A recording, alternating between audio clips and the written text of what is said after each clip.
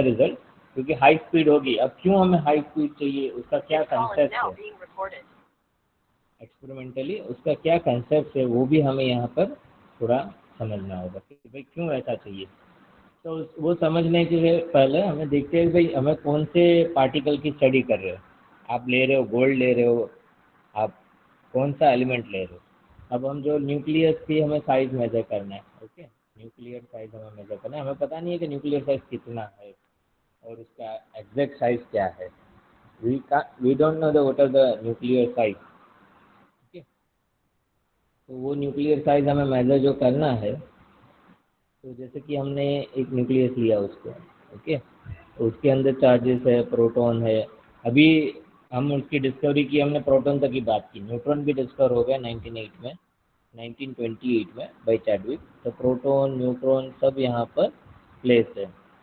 अब हमारे कौन से पार्टिकल ले रहे हैं, तो सपोज हमने अल्फा पार्टिकल लिया, या इलेक्ट्रॉन ले रहे हो, या न्यूट्रॉन ले रहे हो। अब कौन सा पार्टिकल ले रहे हो, अब पार्टिकल्स का बिहेवियर कैसा है। अल्फा है तो हम कहते हैं उन्हें पॉजिटिव चार्ज है, इलेक्ट्रॉन है तो नेगेटिव है, न्यूट्रॉन है तो न्यूट्रल है। अब वो कैसा न्यूक्लियस के साथ बिहेव करेगा वो हमें देखना है। अल्फा पार्टिकल पॉजिटिव है, इलेक्ट्रॉन नेगेटिव है, न्यूट्रॉन न्यूट्रल है। अब वही न्यूक्लियस में हम जाएंगे कि भाई चलो हमने ये न्यूक्लियस के बारे में हम बात करें कि हमने न्यूक्लियस लिया जो भी, ओके, न्यूक्लियस एन से रिप्रेजेंट करें, या तो आप उन्हें बाहर ही लिख देते हैं, रिप्रेजेंट है न्यूक्लियस, ओके। अब आप उसे बोम्बार्ड करा रहे हो पार्टिकल से with some high energy, okay. आपने कोई सोर्स ले लिया, if you take as a source, और वहाँ से ये सोर्स का आप उसे आइसोलेट करा रहे हो। सपोज आपने अल्फा पार्टिकल सोर्स लिया, बीटा लिया, तो आपको वो कैसा इंटरेक्ट करेगा न्यूक्लियस के साथ वो ध्यान रखना है। अब न्यूक्लियस पे हमने देखा अल्फा पार्टिकल से, तो वो तो रिपल्सिव फोर्स ज़्यादातर फील करेगा, पॉजिटिव है, प्रोटॉन भी पॉजिटिव है, अंदर प्रोटॉन भी है, हेलो तेजस न्यूट्रॉन सर। भी है। हाँ बोलिए बोलिए। सर नकुम जॉइन થવા માંગે છે, એડ કરો। Okay 1 minute. हाँ हाँ ओके, तुम भी आ चुका। एनी अदर,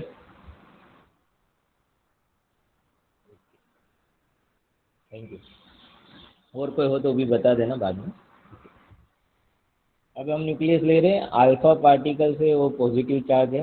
अब हमारा कंसेप्ट क्या होगा एज अ फिजिक्स के भाई चलो हमने पार्टिकल्स भेज दिया वो शीट के वहाँ, या तो जो अपने जिस मटेरियल की आप साइज मेजर करना चाहते हो, जिस मटेरियल के न्यूक्लियस की साइज मेजर करना चाहते हो। अब ये कैसा बिहेव करेगा न्यूक्लियस के साथ, ये रिपल्सिव फोर्स यहाँ पर लगेगा। पार्टिकल्स पे कौन सा फोर्स लगेगा, रिपल्सिव फोर्स लगेगा, ओके। अब ये रिपल्सिव फोर्स तो यहाँ पे वो फिल करेगा। अब जैसे जैसे उसके एक कंसेप्ट हम देखते हैं कि भाई ये रिपल्सिव फोर्स कैसे वहाँ पर बिहेव करेगा, तो जितना नज़दीक जाएगा उतना उसका स्कैटरिंग एंगल बढ़ेगा। If you take the some size, ये हम न्यूक्लियस ले लेते हैं, okay, take this centre nucleus,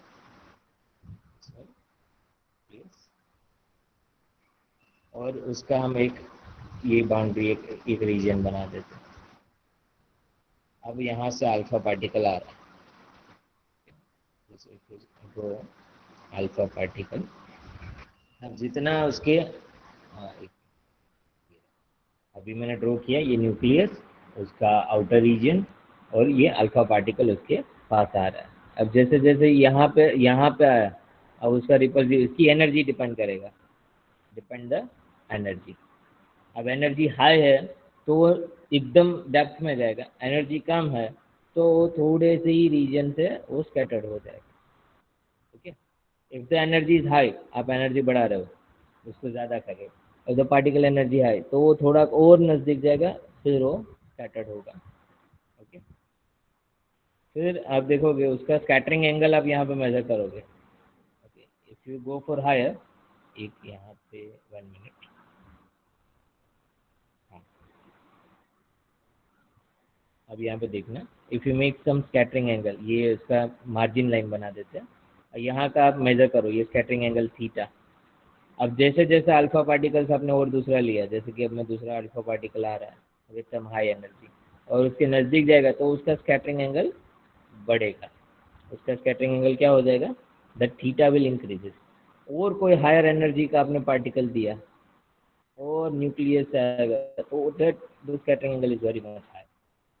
तो यहाँ पर हमें दिखने में आता है कि as the energy high particles energy high तो उसका स्कैटरिंग एंगल होगा, scattering through a large angle, उसका स्कैटरिंग एंगल क्या हो जाएगा, बढ़ जाएगा। इफ अल्फा पार्टिकल, यहाँ अल्फा पार्टिकल की हम बात करें, अभी हमने दूसरी कोई पार्टिकल नहीं लिया, if alpha particle energy is higher then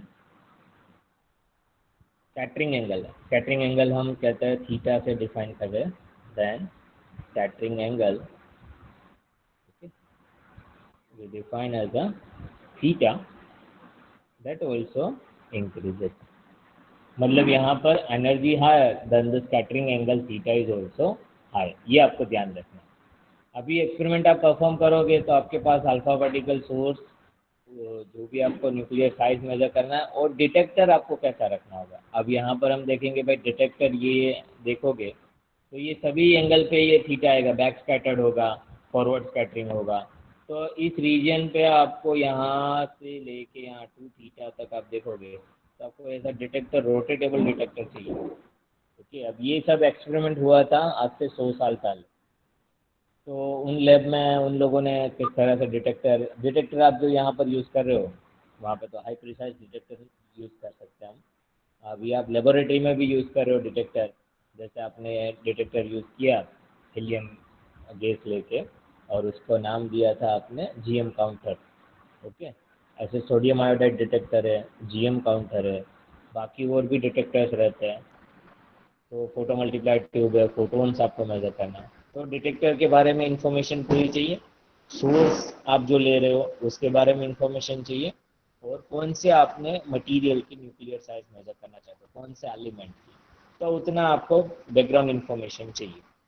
okay, अब ये बैकग्राउंड इंफॉर्मेशन हमारे पास हो जाती है तो हम अलग अलग कंसेप्ट यूज़ करके उन्हें यहाँ पर हमने मेजर कर सकते हैं।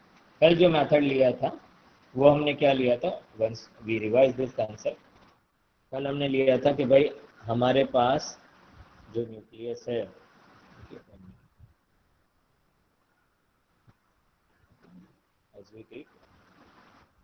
हमारे पास जो भी न्यूक्लियर साइज हम लेते हैं, if you take the nucleus this,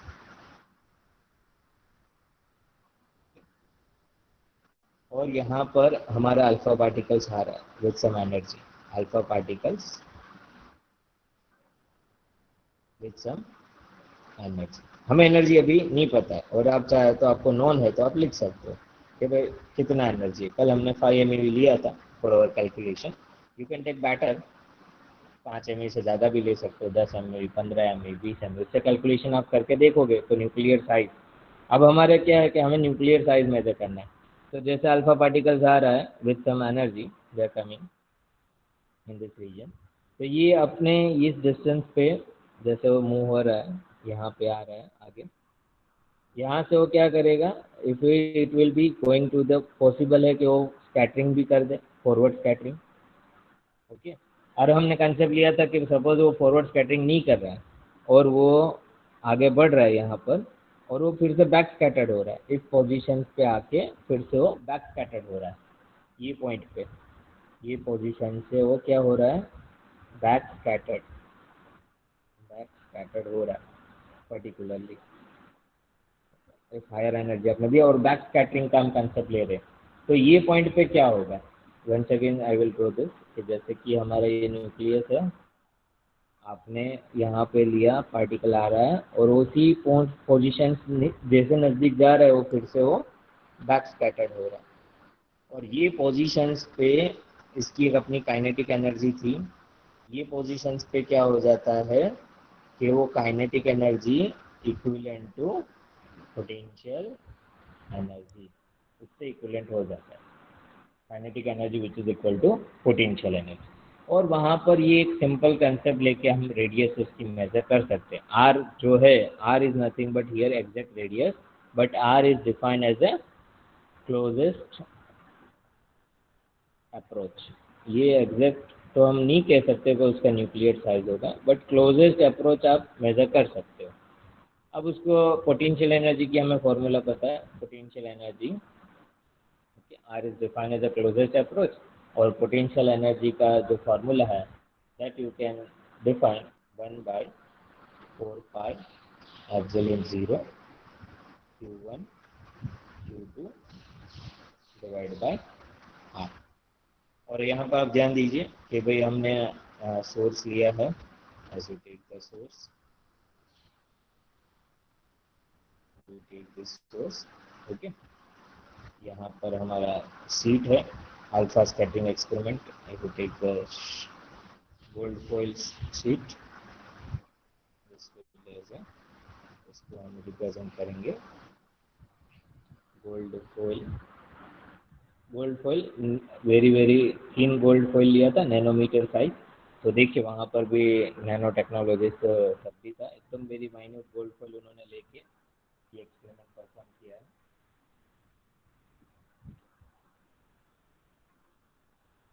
take the gold foil and यहाँ से सोर्स एज यू डिफाइन, कोई भी आप रेडियो एक्टिव सोर्स ले लीजिए, और यहाँ पर हमारा चाहिए डिटेक्टर, डिटेक्ट, ओके, डिटेक्टर।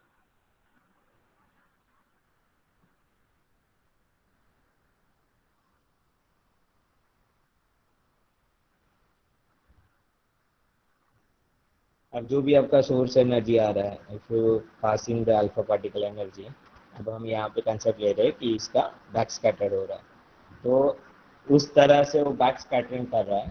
तो इस पोजीशंस पे हम जस्ट ये हम थियोरेटिकल देख रहे हैं कि ये बैक स्कैटर हो गया, हमने डिटेक्टर से अभी मैटर नहीं किया बैक स्कैटर हुआ।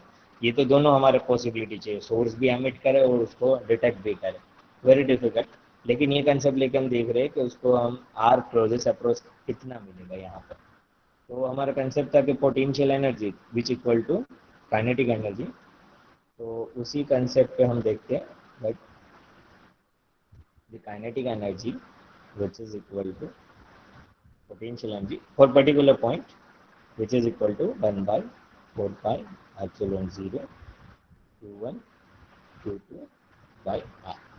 और हमें पता है गोल्ड के आप nuclear atomic number for gold AU that is 79, और जो हम पार्टिकल ले रहे हैं अल्फा पार्टिकल्स 82He4, तो उसके हमें चार्ज पता है, और उसकी हमने कल कैलकुलेशंस भी हमने किया था। अब आप सब्स्टिट्यूट कर सकते हो, आर आपको कैलकुलेट करना है, तो Q1 Q2 r you can measure Q1 Q2 divided by 4 pi epsilon 0 into kinetic energy.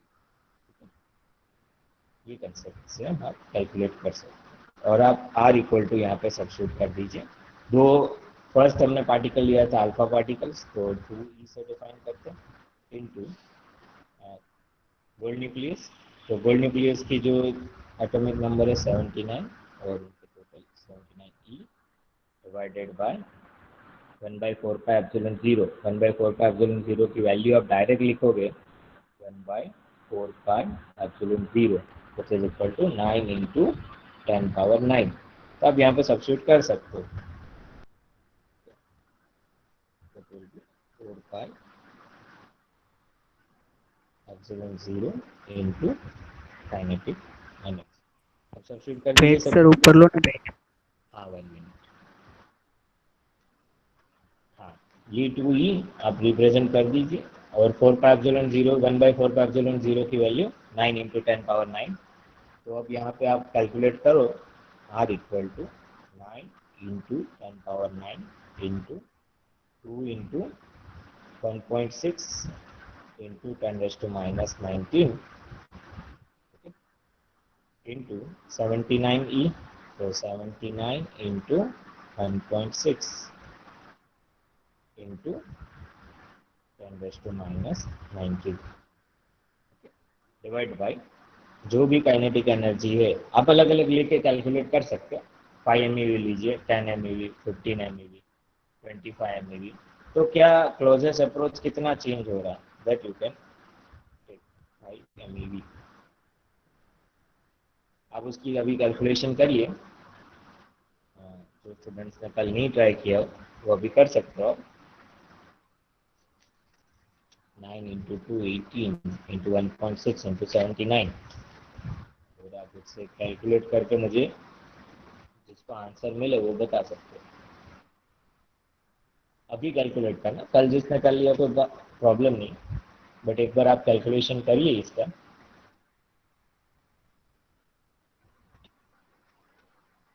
तो you get some idea.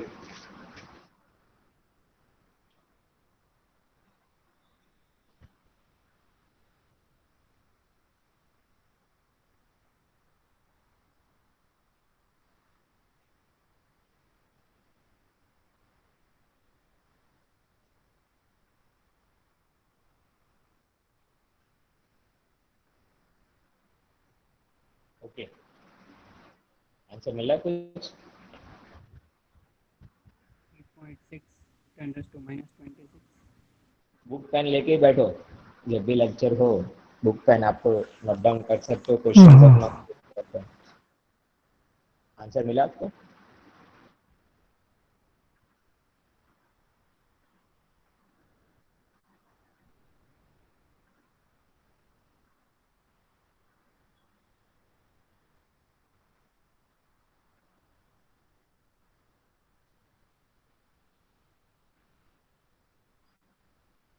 You got the answer?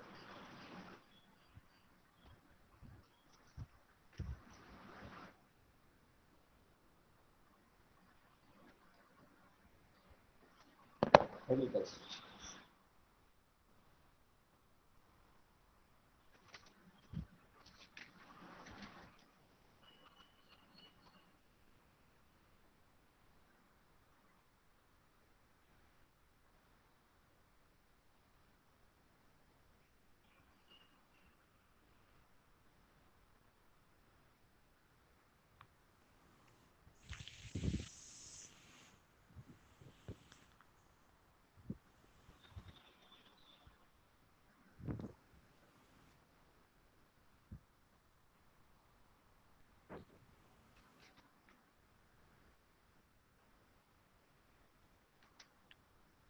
4.5 10⁻⁻14।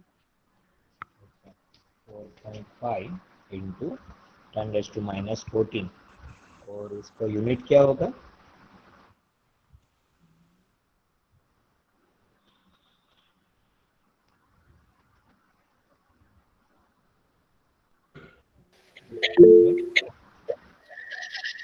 Four point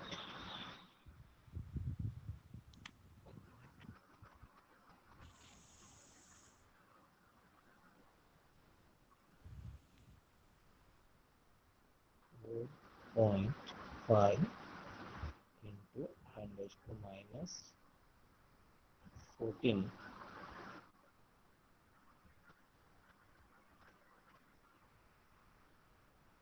unit क्या है?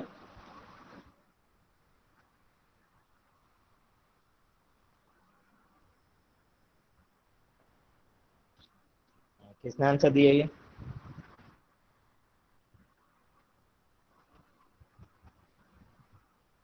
देखो 9 × 10⁻⁹ कांस्टेंट है। 2e 2 × 1.6 × 10⁻⁻19 79। 1.6 × 10⁻⁻19। और फिर हम काइनेटिक एनर्जी ले रहे हैं 5 MeV 5 × 10⁻⁶। और इलेक्ट्रॉन वोल्ट को भी आपने 1.6 × 10⁻⁹ जूल में किया होगा आपने।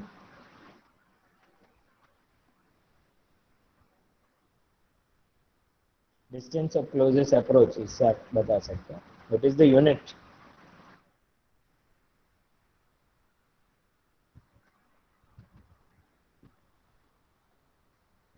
कुछ आइडिया आ रहा है क्या यूनिट होगा इनका?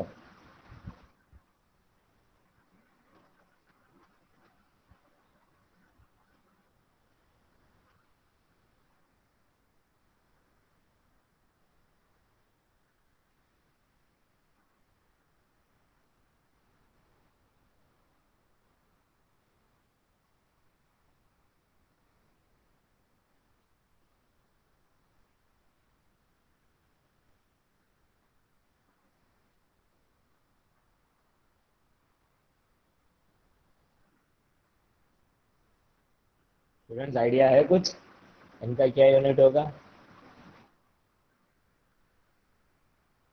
मीटर।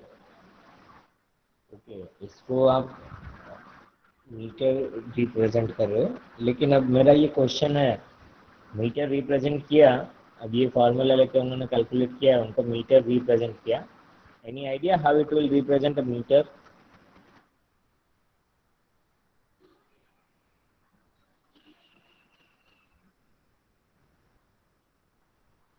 चलो ये होमवर्क आपके लिए रखते हैं कि हमने ये फार्मूला यूज़ किया पोटेंशियल एनर्जी वाला, हमने कंसेप्ट लेके ये डिस्टेंस ऑफ क्लोजेस्ट अप्रोच, हमने रेडियस नहीं कह रहे, ये डिस्टेंस ऑफ क्लोजेस्ट अप्रोच है। Okay, distance of closest approach, तो हम कह सकते हैं कि ये इतना मीटर पॉसिबल है। अब आपको ये फाइंड करना है कि इसका यूनिट कैसे यहाँ पर एक्सप्रेस किया। तो वन सेकेंड वी रिवाइज, ये हमारा कंसेप्ट था, हमने एक बार अब देख लेते हैं कि पार्टिकल्स आप के बारे में क्या क्या हमें इंफॉर्मेशन चाहिए। तो अभी हम डिस्कस कर रहे हैं रुदरफोर्ड स्कैटरिंग एक्सपेरिमेंट और अल्फा स्कैटरिंग एक्सपेरिमेंट। एलिमेंट आप कौन सा ले रहे हो, सोर्स कौन सा ले रहे हो, कितनी एनर्जी है, तो वो सब कंसेप्ट चाहिए हमें। फिर उसका स्कैटरिंग एंगल थीटा, डिटेक्टर हमें कोई भी एक्सपेरिमेंटल मेथड में, तीन कंसेप्ट हमारा ये चाहिए यहाँ पर अल्फा पार्टिकल्स एक्सपेरिमेंट में। उसकी एनर्जी आप जब बढ़ा रहे हो तो स्कैटरिंग एंगल क्या हो रहा है, स्कैटरिंग एंगल भी उसका बढ़ेगा। ये याद रखना आपको कि जितना क्लोजेस्ट अप्रोच है, जितना वो नज़दीक जाएगा उतना उसका थीटा बढ़ेगा। बैक स्कैटर्ड का हमने कंसेप्ट लिया, बैक स्कैटर्ड यहाँ पर जो काइनेटिक एनर्जी से आ रहे हैं पर्टिकुलर पॉइंट पे, वो धीमे एलिमेंट की एनर्जी रिपल्सिव एनर्जी से वो उसकी एनर्जी कम होती जा रही है, स्टॉप होगा यहाँ पर और वो बैक स्कैटर्ड करेगा। जब स्टॉप हो रहा है इस पोजीशन पे, जस्ट हम इमेजिन कर रहे हैं कि इस पोजीशन पे स्टॉप हो रहा है, kinetic energy equal to potential energy, और उसी के बेस पे हमने आगे ये कैलकुलेट कर लिया, ये फॉर्मूला हमने यूज़ की पोटेंशियल एनर्जी, और वहाँ पे हम r distance of closest approach calculate कर रहे हैं, तो हमें ये कुछ रिजल्ट मिल रहा है। और फिर हमारा क्वेश्चन यहाँ पर हुआ कि भाई ये कंसेप्ट लिया और यहाँ मीटर हम लिख रहे हैं, इज दिस वैलिड और नॉट, वो आपको फाइंड करके मुझे कल बताना है। ओके, ये आज फाइंड करना आप कि हम मीटर ले रहे हैं, ये वैलिड है नहीं है, थोड़ा इस पर फोकस करना। चलो, अभी ये कंसेप्ट है, अभी हम उसी के बेस पे आगे जा रहे हैं कि भाई हमारे पास न्यूक्लियस है और इम्पैक्ट पैरामीटर का कंसेप्ट हम ये देख रहे हैं कि इम्पैक्ट पैरामीटर क्या होता है और वो कैसे हम उन्हें रिप्रेजेंट कर सकते हैं। तो we go for this impact parameter. Now we go for what is impact parameter.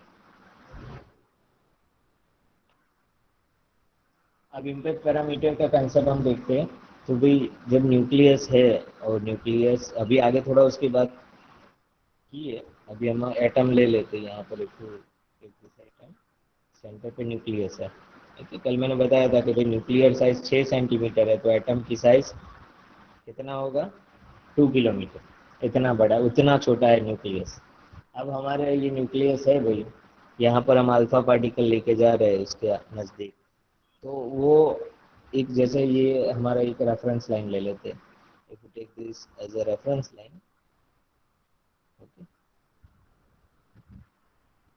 और अल्फा पार्टिकल्स को हम यहाँ पे सेंड कर रहे हैं, सपोज ये उनका ये रीजन है, यहाँ से वो आके आ रहा है, तो यहाँ से हमने बताया कि जितना वो नज़दीक जाएगा उसका स्कैटरिंग एंगल उसका ज़्यादा होगा। ये एक उसका डिस्टेंस है रेफरेंस लाइन से। दूसरा उसकी हम ले रहे हैं अल्फा पार्टिकल, वो यहाँ पे आ रहा है, फिर से वो स्कैटर्ड हो रहा है, उसका स्कैटरिंग एंगल थीटा। और जैसे कि यहाँ से है कोई न्यूक्लियस के एकदम यहाँ से जा रहा है, तो ज़्यादा इतना स्कैटर्ड नहीं होगा, थोड़ा सा इसका स्कैटरिंग होगा, और बाहर से जा रहा हो तो सीधा ही चला जाएगा, उसको ज़्यादा इफेक्ट नहीं होगी। तो न्यूक्लियर के यहाँ पर जब आप दे रहे हो, ओके, उसके नज़दीक जा रहा है, तो कितना स्कैटरिंग एंगल हो रहा है, और इम्पैक्ट पैरामीटर जो है उसको सिंबल डिफाइन कर रहे हैं, उसको बी से आप डिफाइन कर सकते हो इम्पैक्ट पैरामीटर, और डिफाइन द बी।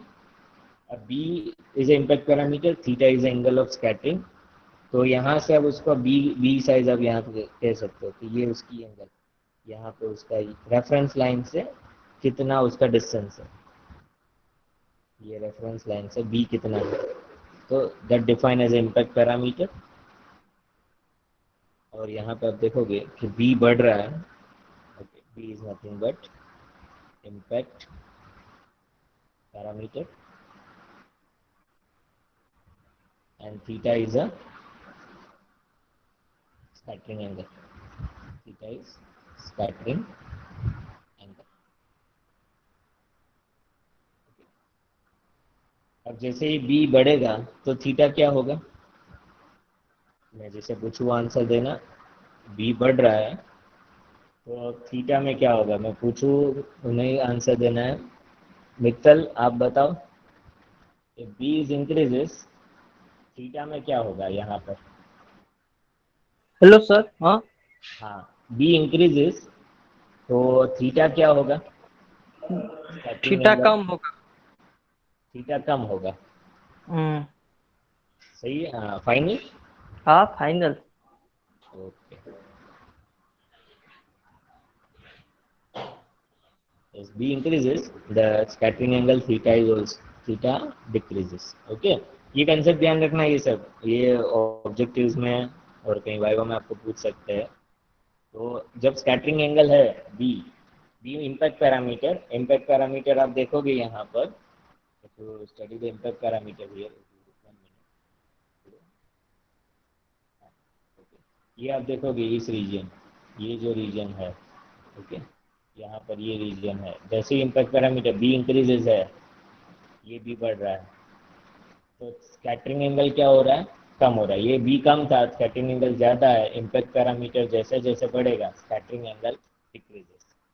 तो ये कंसेप्ट आपको ध्यान रखना है। सेकंड अभी कंसेप्ट है कि क्लोजेस्ट अप्रोच में हमने देखा भाई थीटा स्कैटरिंग एंगल उसका ज़्यादा होगा। Hello Tejas sir. Area of के बेस पे हम उन्हें आगे देखते हैं, तो उसको हमें कैलकुलेशन करना है। हेलो तेजस सर। हाँ बोलिए, बोलिए बोलिए। सर एक डाउट है। हाँ पूछिए। सर आपने जो आगे जो कैलकुलेशन कराई ना रेडियस के लिए, हाँ हाँ। तो उसमें जो आपने पोटेंशियल एनर्जी का इक्वेशन लिया, P hmm is equal to, मतलब कि जब वो एक्सेलरेटेड कम हो जाएगी उसकी स्पीड, तो पोटेंशियल एनर्जी और काइनेटिक एनर्जी इक्वल हो जाएगी। तो हम हम्म कंसिडर कर सकते हैं 1/4 पाई एप्सिलॉन इस Q1 Q2/R। तो हम्म उसमें दो हमने जो Q1 Q2 कोई भी प्रोटॉन ले सकते हैं वो सब। तो उसमें जो रेडियस हमने R लिया, अगर हम आर हाइड्रोजन। रेडियस नहीं है, डिस्टेंस ऑफ क्लोजेस्ट अप्रोच। हाँ, तो यहाँ पर आप हमने जो R फाइंड आउट किया वो रेडियस कंसिडर करेगा या सिर्फ डिस्टेंस? वो अभी तो हमें डिस्टेंस ऑफ क्लोजेस्ट अप्रोच ही हमने ये डिफाइन किया। उसकी और एक मेथड है जिससे हम एग्जैक्ट आर मेजर कर सकते हैं। यहाँ पर ये सिंपल एक फॉर्मूला लेके उन्होंने कैलकुलेशन है ये सर, कि क्योंकि आप मुझे जैसे जैसे डाउट हुआ टाइम। कि अगर हम हाइड्रोजन लेंगे तो हाइड्रोजन में तो सिंगल प्रोटॉन है, तो फिर आर हाँ का हाँ, कोई मीनिंग ही नहीं रह जाएगा ना, क्योंकि सिंगल में तो कौन सा रेडियस डिस्टेंस फाइंड आउट करेंगे हम। इसलिए सपोज मैंने पूछा। हाइड्रोजन आप ले रहे हो, ओके, सिंगल प्रोटॉन है, जैसा। आप अल्फा पार्टिकल वहां पर सेंड कर रहे हो, तो उसके जैसा। बीच में रिपल्सिव फोर्स तो लगेगा ही। जैसा। तभी तो काइनेटिक एनर्जी पोटेंशियल इक्वल होगी। कोई क्लोजेस्ट अप्रोच था। हाँ, क्लोजेस्ट अप्रोच ही हमने लिया, अभी हम एग्जैक्ट नहीं कह रहे कि इसको रेडियस बता सकते हैं। Okay okay sir, got it. Got it? Okay.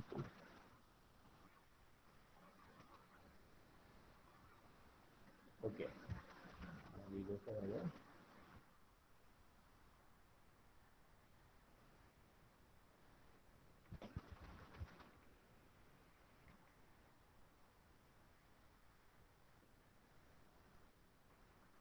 Okay, ये कंसेप्ट क्लियर। अभी हम देखते हैं स्कैटरिंग एंगल क्या होता है और उसका क्रॉस सेक्शन एरिया कैसे फाइंड करते हैं।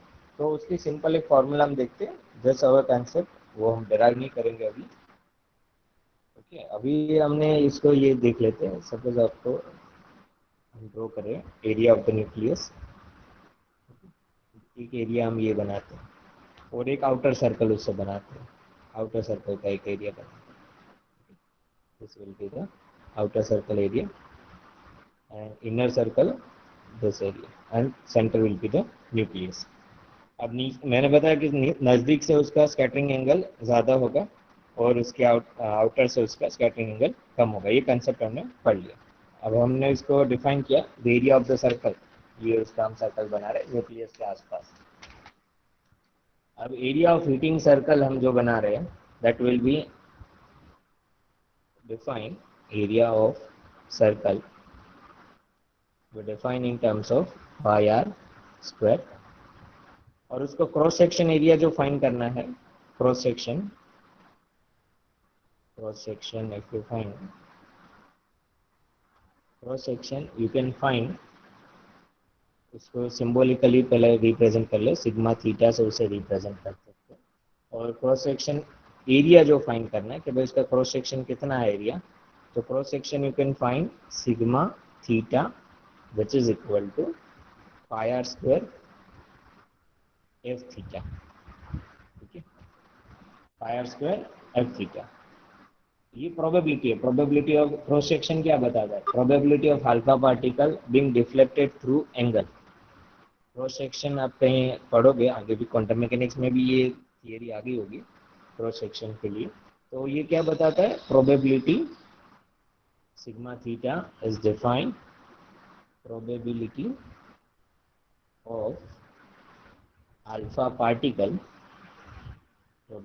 of alpha particle being deflected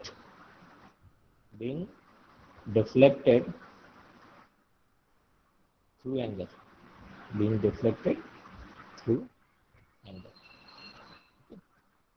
ये उनके कंसेप्ट है कि भाई सिग्मा थीटा क्या बताता है पाई आर स्क्वायर एफ थीटा तो probability of alpha particle being deflected through angle कौन से एंगल से डिफ्लेक्ट होगा तो पाई आर स्क्वायर उसकी area of the circle okay outer area of the circle and the inner area of the circle आपका area of the circle आप यहाँ पे ले सकते हो ओके तो दोनों एरिया आउटर सर्कल का ज़्यादा होगा इनर सर्कल का कम होगा उससे आप सिग्मा थीटा क्रॉस सेक्शन आप फाइंड कर सकते हो ये कौन सी एरिया आप ले रहे हो उसके बेस पे आप कैलकुलेट कर सकते हो सिंपल ये कंसेप्ट दिया और ये जो एफ थीटा जो कैलकुलेट किया है f theta is equal to 1 practical उसका रिजल्ट दिया है सिग्मा थीटा आप यहाँ पे रिप्रेजेंट करोगे और आर आपको जो हमने क्लोजेस्ट अप्रोच लिया Q1 Q2 आप वो कंसेप्ट ले सकते हो और एफ थीटा यहाँ पर आप रिप्रेजेंट करोगे f theta which is equal to 1 plus cos theta divide by 1 minus cos theta ये एक रिजल्ट स्टैंडर्ड दिया जो हम अभी उसको कैसे डिराइव किया एफ थीटा ये एक्सपेरिमेंटल बेस है एफ थीटा उन्होंने डिफाइन किया उसके बारे में ज़्यादा इन्फॉर्मेशन नहीं दी है बट ये standard result 1 plus cos theta divide by 1 minus cos theta ये स्टैंडर्ड ले रहे हैं उनके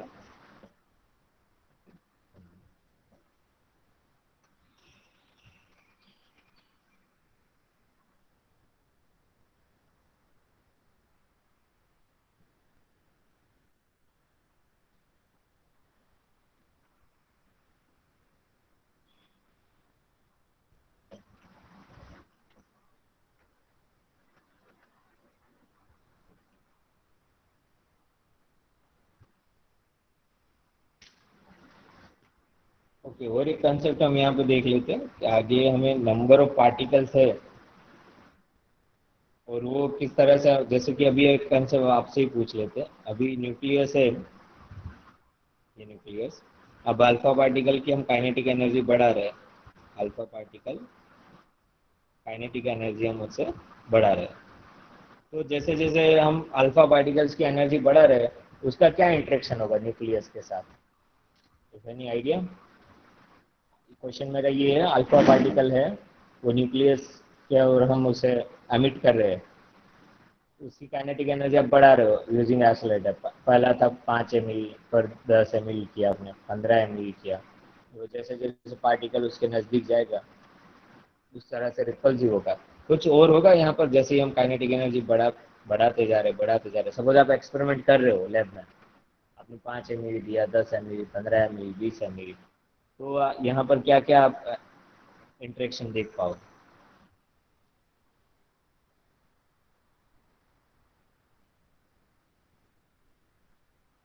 एनी आइडिया आप पार्टिकल्स की एनर्जी बढ़ाते जा रहे हो काइनेटिक एनर्जी 5 ml से आप लेके 10 ml कर देते हो फिर आप कुछ रिजल्ट देख रहे हो तो भाई जैसे ही हम अल्फा पार्टिकल 5 ml था तो यहाँ से वो स्कैटर्ड हो गया फिर और हम नज़दीक जा गए तो और वो स्कैटर्ड हो रहा है ओके तो क्या होगा आपका रिजल्ट? 10 MeV है, 15 MeV है, कुछ गेस कर सकते हो क्या होगा interactions? Alpha particle positive plus charge nucleus के अंदर protons as well as neutrons है। ओके, प्रोटॉन न्यूट्रॉन है, इसके नज़दीक जा रहे हैं, नज़दीक जा रहे हो, नज़दीक जा रहे हो, एनर्जी बढ़ा जा रहे हो, नज़दीक जा रहे हो, नज़दीक जा रहे हो, लास्ट में कुछ क्या होगा as you increase the kinetic energy?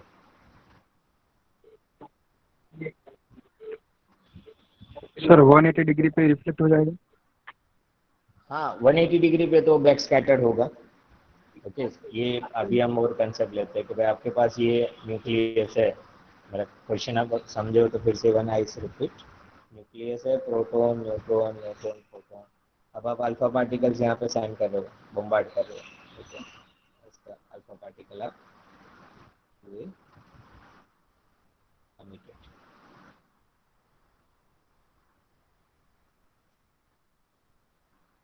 Alpha particle आप एमिट कर रहे हो। अब उसकी एनर्जी आप बढ़ाते जा रहे हो, उसके जैसे जैसे कई पार्टिकल्स की एनर्जी इतनी है तो यहाँ से आके कोई ये इस तरह से अलग अलग न्यूक्लियस के कहाँ किस एरिया को वहाँ पे हीटिंग कर रहा है, तो उसके बेस पे वो स्कैटर्ड होगा। अब मेरा क्वेश्चन क्या है कि एनर्जी हम बढ़ाते जा रहे हैं, 15 MeV, 20 MeV, 25 MeV, 50 MeV, क्या हम बढ़ा ही पाएंगे या कुछ उसका एक पर्टिकुलर रिजल्ट मिलेगा लास्ट पॉइंट ऑफ व्यू? तो पर्टिकुलर एनर्जी पे कुछ चेंजेस आएगा कि वो स्कैटर्ड होता ही रहेगा? चाहे आपने 50 MeV ले लिया तब भी आप स्कैटरिंग मिल रहा है, 25 MeV पे आप चेक करो, 30 MeV, 50 MeV, 60 MeV, क्या ऐसा ही रहेगा रिजल्ट या कुछ होगा चेंजेस? ब्रेक हो जाएगा सर न्यूक्लियस। क्या हो जाएगा? ब्रेक। ब्रेक होगा? क्या ब्रेक होगा? न्यूक्लियस का फ्यूजन, जिसे नकुम ने बोला। न्यूक्लियस का फ्यूजन। ओके, थोड़ा कंसेप्ट आ रहा है, ये सही है। अब ब्रेक तो हम नहीं कह पाएंगे, लेकिन ये हम कह सकते हैं as our nuclear physics word, alpha particle penetrate कर देगा। ये न्यूक्लियस के अंदर क्या कर देगा वो, जैसे आप उसकी एनर्जी बढ़ाते जा रहे हो, पर्टिकुलर कई बार यहाँ पे आएगा, फिर थोड़ा बढ़ेगा, एनर्जी बढ़ा रहे हैं और एनर्जी आप बढ़ाते गए, एक नजदीक आके वो रिपल्सिव फोर्स तो ज्यादा लगेगा, बट वो रिपल्सिव फोर्स ब्रेक करके क्या कर देगा, वो पैनेट्रेट कर देगा। तो जैसे ही आपने काइनेटिक एनर्जी बढ़ाई, मतलब आप उसका एक एक्सपेरिमेंटल रिजल्ट भी दिया है कि आपने 5 MeV रखा था और आप बढ़ाते जा रहे हो, 15 MeV कर दिया, और यहाँ पे एक रिजल्ट मिला है उनको कि भाई 27.5 MeV, नियरली अप्रोक्सीमेटली हम लिखा है कि 28 MeV, okay, particular gold nucleus के लिए। तो वो क्या कर रहा है कि वो पर्टिकुलरली वहाँ पर एब्जॉर्ब हो जा रहा है, तो हम कह सकते हैं पैनेट्रेट कर रहा है, न्यूक्लियस के अंदर वो चला जाता है अल्फा पार्टिकल, तो पैनेट्रेट कर सकता है। उतनी हायर एनर्जी दोगे जैसे कि आपने बताया तो ब्रेक करेगा, तो वेरी वेरी हायर एनर्जी, जैसे आपने 40 MeV 50 MeV, तो पूरा ब्रेक कर देगा। और फिजन हम कह सकते हो ना, लेकिन एग्जैक्ट हम फिजन तो बड़े न्यूक्लियस के लिए बता सकते हैं, छोटे न्यूक्लियस के लिए हम फिजन की बात करते हैं। तो ये यहाँ पर कंसेप्ट है। अभी यहाँ से आप ये 28 MeV लेके आप देखोगे, जैसे हमने कहा था r is a closest approach, पहले 5 MeV लिया, 15 MeV लिया, तो थोड़ा और हमें आर जो डिस्टेंस ऑफ क्लोजेस्ट अप्रोच है अच्छा मिलेगा, और अपने एनर्जी बढ़ा और यहाँ पे टच हो गया और फिर स्कैटर्ड हो रहा है, या तो मिल ही नहीं रहा है उतनी एनर्जी पे, वो वहाँ पर पेनेट्रेट कर रहा है, अब्जॉर्ब हो जा रहा है, तब आर जब आप कैलकुलेट करोगे तो कुछ और बेटर रिजल्ट मिलेगा, आर की आपकी कैलकुलेशन बेटर रिजल्ट्स मिलेगी। हम नहीं कह सकते कि एग्जैक्ट, लेकिन जैसे पेनेट्रेट कर रहा है तब हम कह सकते हैं कि ये एग्जैक्ट न्यूक्लियर साइज है। वो जब स्कैटर्ड हो रहा है तो वहां पे हम कहते हैं कि हम उसके नजदीक तो जाके पहुंचे, लेकिन जब आप पेनेट्रेट कर जाते हैं तो उसकी कैलकुलेशन करोगे, आप काइनेटिक एनर्जी आप चेंज करके कैलकुलेशन करोगे तो आप पाओगे, पहले हमें मिला था रिजल्ट आर इक्वल टू 4 अभी आपने जो कैलकुलेशन किया, I go for 4.6 into 10 to -14 metre. Okay, ये हमें क्लोजेस्ट अप्रोच मिला। आपने और आर बढ़ा दिया, उसकी value if you increase the are,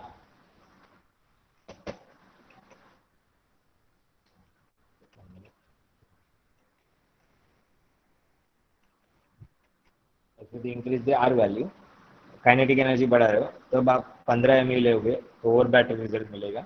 जब आपने 28 mV लिया तो उसकी आप कैलकुलेशन करोगे तो you got a result up to 9 into 10⁻⁻15 metre.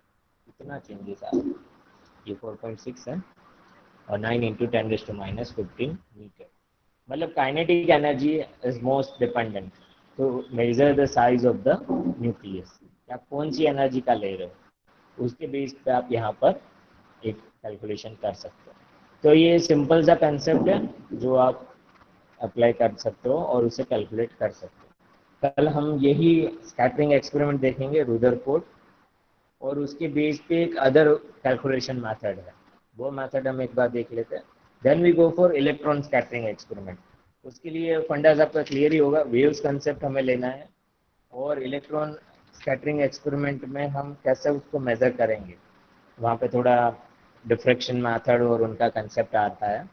तो व्हाट इज डिफ्रैक्शन क्या है थोड़ा पढ़ना आज घर पे, और फिर इसके रिलेटेड कुछ क्वेश्चन है तो पूछना। मेरा क्वेश्चन था कि ये मैंने देखा कि भाई यहाँ मीटर लिया है, ये वैलिड है कि नहीं है, वो आपको एक फाइंड करना है क्लोजेस्ट अप्रोच के लिए। फिर हम और एक इसी बेस पे एक मेथड देखेंगे कि ये अप्लाई करके हम उसे रिजल्ट सही मिल रहा है या सेकेंड हम जो देखेंगे मेथड वो सही है। ये मेरा आपके लिए क्वेश्चन है। और डिफ्रैक्शन टेक्निक्स आपको पढ़ना है, डिफ्रैक्शन क्या रहता है, कौन से एंगल पे मैक्सिमा मिनिमा रहता है। तो नेक्स्ट क्लास में डिफ्रैक्शन के बारे में और ये दो मेथड हम वहाँ पर कंप्लीट करते हैं, इसी में एक मेथड और इलेक्ट्रॉन स्कैटरिंग एक्सपेरिमेंट। तो फिर हमें न्यूक्लियर साइंस की जो दो मेथड्स है वो हम पढ़ लें।